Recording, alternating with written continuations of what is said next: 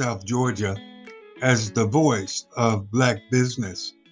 The Southern Georgia Chamber of Commerce is a nonprofit organization consisting of individuals engaging in business, engaging in community, and engaging in government activities. Their mission is to achieve the objectives of promoting business and community growth and development by educating the business community, the Black business community in the southern region of Georgia through a coalition of Black chambers representing them in the city, the county, the state, and national legislative and political affairs, promoting economic programs designed to strengthen and to expand the income potential of all businesses within the region of southern Georgia. Also promoting programs of civic, social, and cultural natures, which are designed to increase the functionality and the aesthetic values of the community, also helping people to discover and correct abuses which prevent the promotion of business expansion and community growth. We thank God for the opportunity to speak with you this morning, Mr. Hiram DeWayne Johnson. Thank you for being my guest. Thank you so much for the invitation. Tell me what brought the Southern Georgia Black Chamber to Valdosta. Wow, well, I'm glad we got some time here. Just a short version of that answer would be, I'm from Valdosta, graduated Lowndes High School, went over to Atlanta, graduated from Georgia Tech, and went on, short of it, ended up in Washington, D.C., doing engineering management and contracting there. Started investing back into the community through rental homes with my wife and our business, and decided that we've had enough of the corporate rat race, if you will, and we built up enough financial independence to where we could move back to home, for me at least, and raise our kids. At that time, we had two of our now three kids. And so we wanted to come back to an element that was less stressful, slower pace, as you can imagine, compared to cities. And then also something for the kids. My parents are here, or at least, excuse me, my father's here, my mother is deceased, but my parents pretty much put their roots here. And so I wanted to provide an opportunity for our kids to thrive in an area that I thrived in coming out of Lowndes County in Valdosta, Georgia. So with that, on our journey back, we decided and desired to impact the community by way the ways that we knew best, such as business and management expertise that we had gained. I acquired, along with my electrical engineering degree, a master's in management, project management to be specific. And so with that, I wanted to impact our local community and schools. And my wife, she's studied in computer science. And so we all just wanted to basically give back in areas that we saw that other areas in those major cities really were ahead from what we saw compared to the way that I grew up and what I was seeing, around that time in 2015, as far as STEM related exposure. And so with that, I did notice that the community south of the tracks, the railroad tracks, and for those that, are familiar with Valdosta, the overpass, whether you like it or love it, is pretty much an element within our Valdosta community, just past downtown, but it goes over a central railroad track system. And from what I understand, there used to be a very much thriving Black business community there, as well as not seeing much investment going on south of the Valdosta tracks, if you will. So I saw that businesses also were opening, on some routine basis, but then shortly they would, within about 18 months, 2 years, shut down. Some businesses were thriving, but not necessarily getting to the next level of businesses from our counterparts that I would see getting small contracts and opportunities and exposure beyond Lowndes County. So I started investigating how I could help impact that. And so through a small team at the time, our initial team, we decided that we wanted to, investigate how we start a chamber. And so that iteration didn't necessarily go through as much as we wanted to, just because of the lack of scheduled time that the team at that time had. And so at one point I decided to create what was then called a website for ValdostABlackOwned.com, which was a collection of basically a directory, online directory for Black-owned businesses that I would solicit to be on the site, and as far as their information. We then evolved that, if you will, into the Black Business Alliance. And that was a suggestion made strategically by some colleagues out of the Atlanta area. And that was a first step of us learning how to build a team and collect a team of like-minded individuals that could then transition Black Business Alliance into what we now know as the Southern Georgia Black Chambers. So at that point, we did the filing for federal IRS designation of a 501c6 membership-based organization, which services primarily the education and empowerment of Black-owned businesses, and then also servicing underserved communities and business owners such as our women-owned businesses, our veteran-owned businesses, as well as our minorities that don't see a lot of representation as well in this community. So the short of it is just that, just a long, tedious route, but we are here now and have made some good strides, as you just laid out there in the beginning. This is not new to the state of Georgia. Explain how you connect the Southern Georgia Black Chambers to the coalition of Black chambers that exist across this state, actually across this nation and in other parts of the world. That's right. That's right. Black Chamber Commerce Associations do exist throughout this global commerce. And that's something we want to make sure that we highlight. And I'm glad you brought that up first, as far as one of the first questions, because as people hear this, especially in South Georgia, we have to understand that this is not new.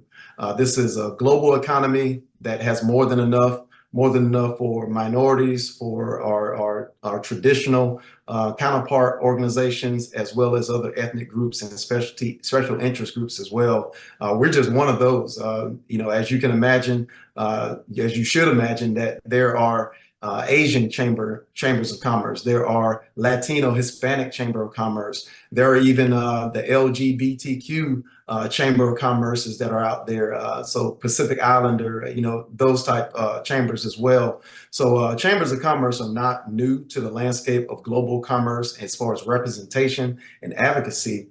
But in South Georgia, we don't necessarily have that conversation. I think that's a historical hindrance that we've felt over the last hundreds of years, as far as not being able to have access, but also be empowered or feel empowered without repercussion to any advancement. And so to bring this down into South Georgia, where in Georgia in totality, as you mentioned, there are, in our Georgia Coalition of Black Chambers, there are 12 regional partners of coalition chambers, or commerce organizations. And we call them commerce organizations just because not all regions are stood up fully as chambers just yet. And so as they are emerging chambers, we include them as a commerce organization. But in our case, we are a chamber affiliated organization with the Georgia Coalition of Black Chambers. And also, as you mentioned, from a national standpoint, every state has Black chambers in it, just about. There is even a national organization, which is the U.S. Black Chamber of Commerce. So we've got to do an outstanding and better job of just making sure that we educate and empower our people's mindsets, that this is something that we should be attracted to, something that we should latch on to and become members of, because there's power in numbers. And we see that with our counterparts, where there's representation at the local, state, and national level. How do you function here in the Valdosta area when it comes to touching bases with state, local, federal officials, and others involved in growth and expansion of business services that you're involved in? There's probably a facet way I could answer that. And I usually I talk to students in high school, middle school, and even at our collegiate level about this concept that you really have to set your trajectory now. Whether you're in middle school, high school, college, because you just never know where you will land in the future. High school, I just knew I was going to do engineering at Georgia Tech. Coming out of college, I knew what I was going to do as far as a career in engineering and engineering management, sort of had some different options there. But, once you start diving into the maturity of what your passion is, it really dials down to now, who has your network been? And of course, as they say, your net worth is your network. And so the network that I have gained, favorably over the last 40 plus years, to basically give an insight to my age, has been phenomenal based on my upbringing from my parents, my support group growing up as a teenager, and the friends that I gained that are now business owners, the friends that I gained, and also the families that I knew that are now perhaps regional leaders, state leaders. And so to get to the answer to that question really is one part coming up in a household, even if you're not in a household that is highly supportive or highly accessible to opportunities, the inner part of who you are has to ride a very honest and productive line, so that when you come out of whatever institution of learning, whether it's just high school or college or trade school, that you have people that are trustworthy in your circle, and that you are well trusted and liked to some degree, to get that respect and action from others. The other piece of my answer to that question is then linking up with city partners or city council individuals to really just start sharing my vision. And with that, people start watching. It's a lot of work that is done without asking of favors. My wife and I, we did a lot of volunteering within our school systems. I did a lot of, like I said, with the Valdosta Black Owned. We created that just on a platform. I have the skill set to build websites. So I built a website, started researching how to build a search engine for filtering, businesses within the city. So we put that together. So the point is using some skills that we already had, or anybody can pull together whatever skills they have behind a passion and make it work. But people watched from the outside and said, "Hey, I like what you're doing. I've got someone I want you to meet." Particularly out of the Atlanta area. You mentioned Councilwoman Tooley. She was one of the advocates for what I was doing at the time a few years ago, and basically reached out and said, "Hey, I've got someone I want you to talk to." And so after linking up with what now is the Georgia Coalition of Black Chambers, there was really a wool pulled removed, or veil removed from our vision, to actually expose us to greater knowledge base about doing exactly what we wanted to do, which was create a chamber of commerce. We knew it was necessary.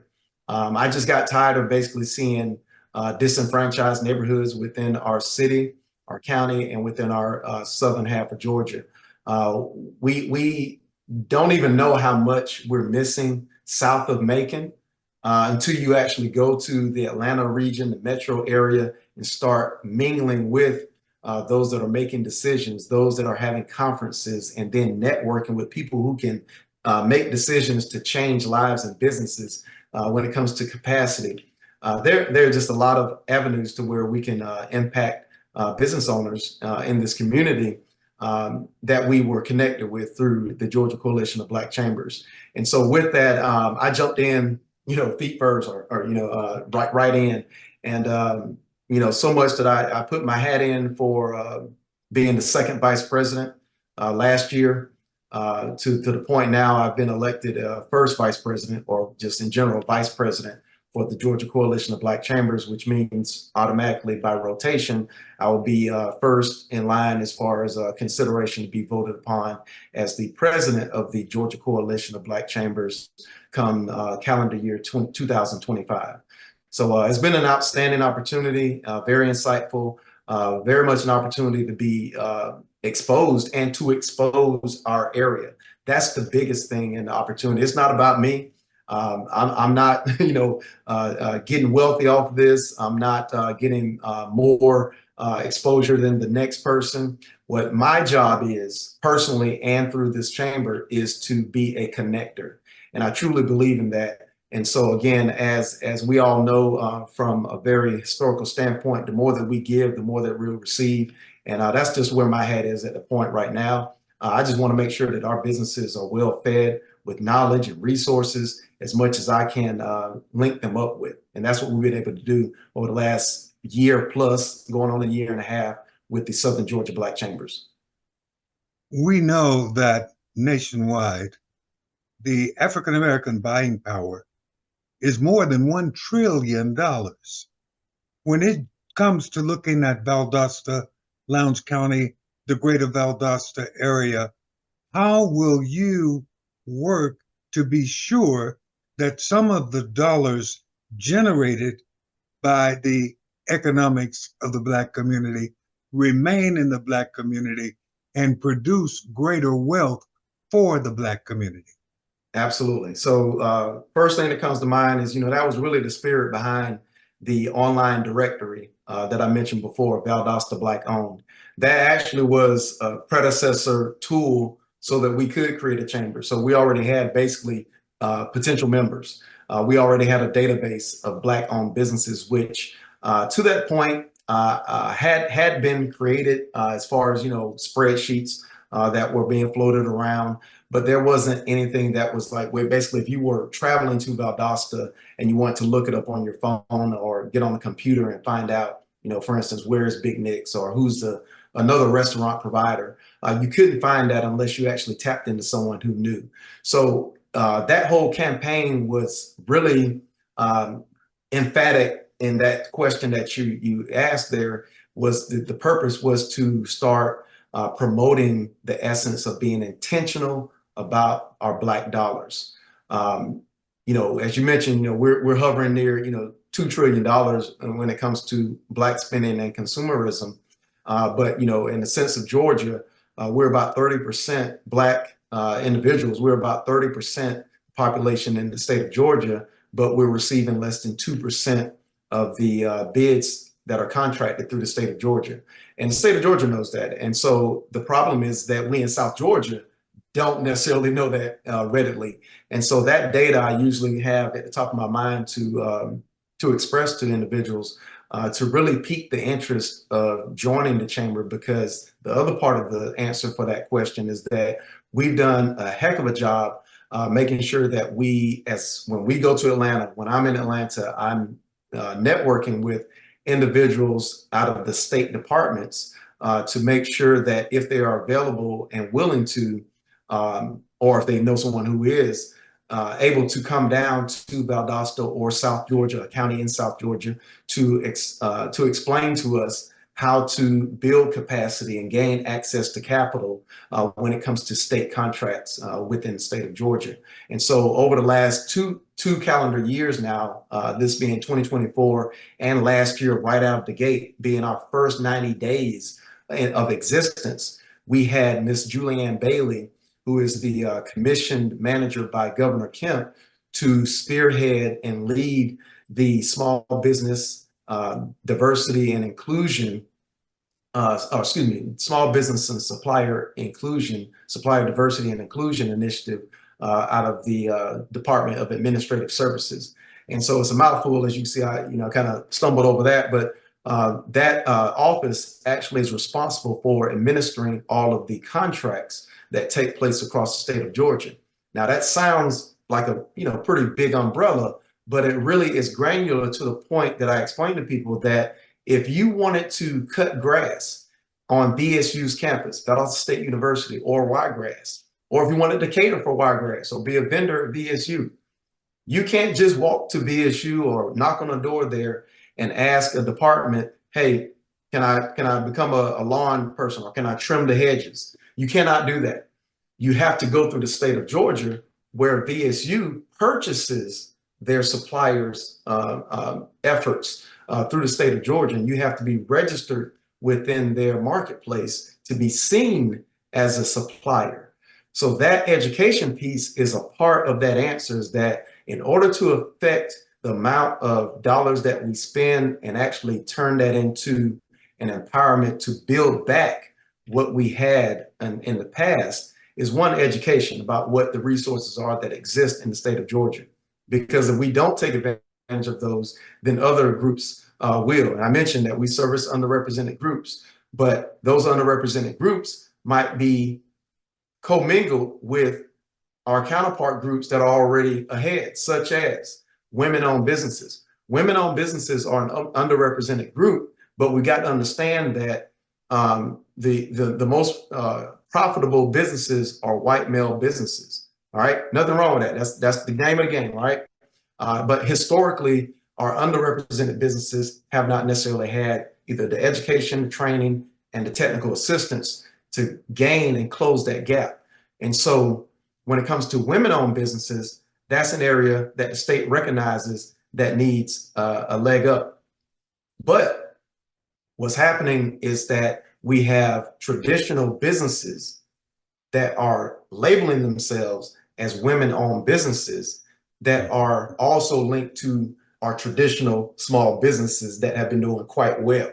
So if we don't take part, we being ethnic groups that are under-resourced, if we don't take part of what our chambers are doing, and the one here in South Georgia, Southern Georgia Black Chambers, if we're not becoming educated by attending our seminars and attending our technical assistance programs and advocating for more dollars to come to our chamber, then what's happening is that, other groups are actually taking advantage of the loophole, if you will, to get that training and get those dollars to build their capacity in their women-owned businesses or veteran-owned businesses. Every group has a veteran, right? But also every group has a bit more knowledge than the other ethnic group. So we're the less educated ethnic group when it comes to business resources. Then what about our counterpart groups that are veterans that know how to take advantage of the programs that are out there? When you look at the granular structure of getting inside to take advantage of opportunities, we understand that it is necessary to build partnerships with business leaders outside of our community. But how important is it for the Black business community, for the Black community en masse, to come together to grow the Black community? It's no longer good enough to talk about it. As Percy Miller says, i.e. Master P, you got to be about it, about it. How important is it that we put down our swords, lay down our shields, our hesitations, our reservations, and come together to do this good? Absolutely. I mean, you almost can say, where has it gotten us thus far, right? I'm a lead in with that. And so we're still at a point that we are losing as far as the racial wealth gap. It's expanding. And there is a document that I keep referring to, have it on my desktop here, the road to zero wealth or net zero wealth. And it actually projects that by the year 2050, Black wealth will hit $0. And so you can see basically historically that we've always had a scale of 7 times to 10 times, somewhere in that range, to where our white counterparts have had more wealth in their average households than Black households. And it's getting worse to the point, as you alluded to earlier, whereas our consumerism dollars, I would argue, are growing, right? They're Yes. growing.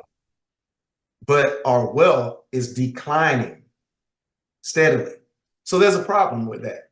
There's a problem with that. And so the structures and the ecosystems that we have within our regions, within our households, and within our knowledge-based communities are strained and non-existent, to argue that point, to the point to where here we are in South Georgia, where the poverty level is very high, when it comes to households income compared to the average household income across the state and across the United States, and then compare that to Atlanta, Georgia, Metro Atlanta, to where you see Black businesses thriving.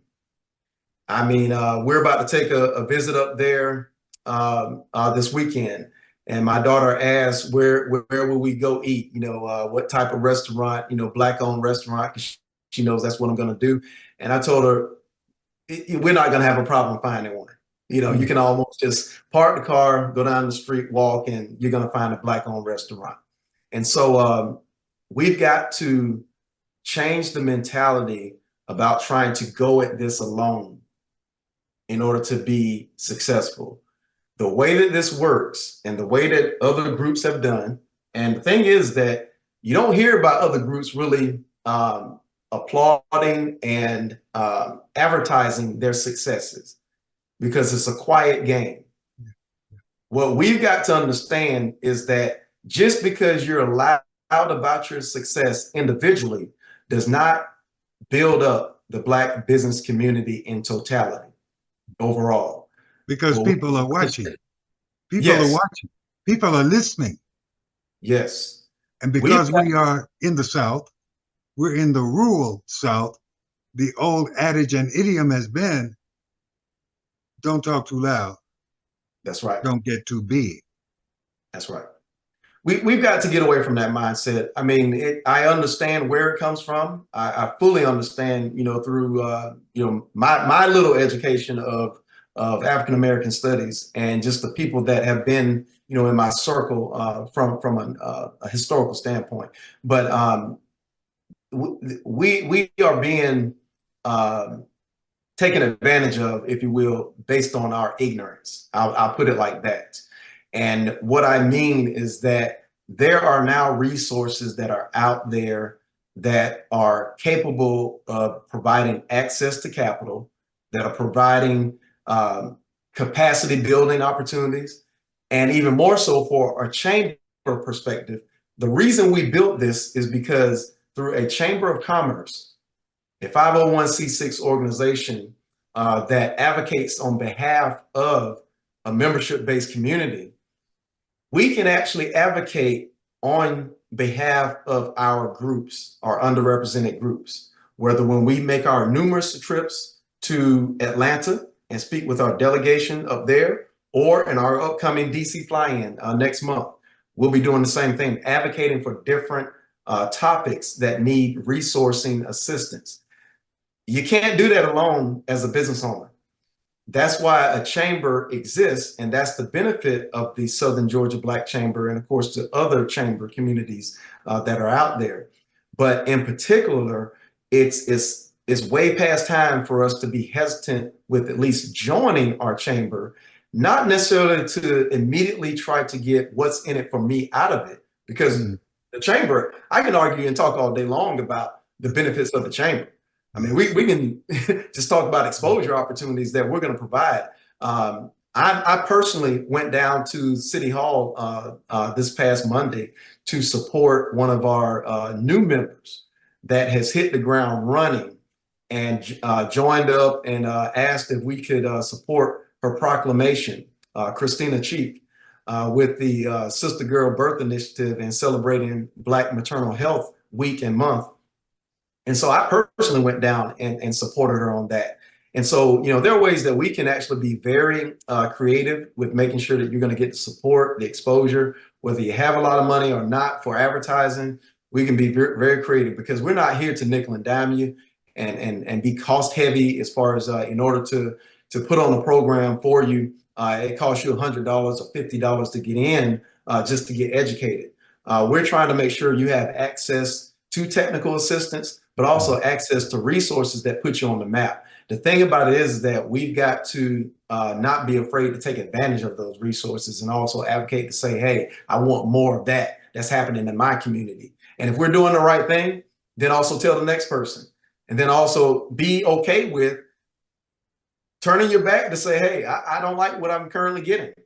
I might be in a circle that just is not feeding me from a business standpoint, and I want to go somewhere where I'm being fed. And that's what we're all about. Give us the process by which one can become a member of the Southern Georgia Black Chamber of Commerce. Yeah. I always like to use, since Dion is in the limelight right now, Dion Sanders, I always say, I ain't hard to find. I mean, yeah, that's what I like to use a lot of times. I mean, I'm on social media.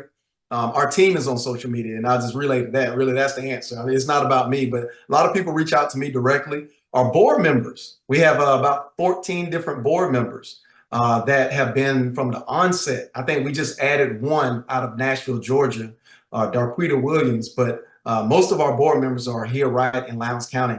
And our board members at times call me up or text me to say, hey, I've got someone that I've been speaking with that needs more information about joining. So our board members are doing an outstanding job of connecting with the community. We would also advocate that our members, whether you're a business level member or executive level member, always talk to our other members that are out there. But also, if you wanted to just be very proactive and directly join, you could go to our website, which is sgablackchambers.org. So that's SGA, which is Southern Georgia, Black Chambers with an S, and then, of course, .org. So sgablackchambers.org is our website. It's pretty intuitive. There's a membership link at the top for the drop down to become a member, and then it kind of takes you through the narrative, and then also it gives you options as far as what tiers you like to fall in. The very basic level right out the gate is the business level. The business level is our lowest business for-profit level at $200, which I've heard across the board is an outstanding rate, an annual rate, because it's right in line with or actually beats a lot of Chamber Commerce Association prices. Again, we're not out to do dog and pony shows. What we're trying to do is build access to resources. So when we put on programs, either we're paying the vendors that are coming in, or we're being able to solicit and circulate our dollars with Black-owned suppliers by paying them. And so the higher levels top out right now about $3,000, and that comes with a ton of perks that are already wrapped into that price for you. And then we do automatic advertising for those individuals, such as First Federal Savings and Loan of Valdosta, Georgia Power, Breeze Creative Preschool and Learning Center, and then Bright Start Preschool and Learning Center. Those are our top level members at the presidential partner level. And so we do also have a nonprofit level, which I think really a lot of people don't take advantage of. And I'm proud to say like Christina Cheek and Councilwoman Tooley, for instance, who have nonprofits really take advantage of that. It's a $100 level. Now, I also want to make sure I'm not remiss as I'm on that point of nonprofit, because I just it really expanded my mind to understand that our Divine Nine community, our faith-based community, you all are nonprofits. We need your support. Not only do we need your support from a collective voice, but there's an opportunity for the programs that you're servicing already. Most churches have a youth program when it comes to advancing the productivity of youth over the summer. Most Divine Nine have a mentoring program that hits right on either mental health or productivity or workforce development. The way that we can write that into potential language to go after state and federal funding, that's where your chamber comes in. So that's a game changer when it comes to the collective voice for our Divine Nine community to come together.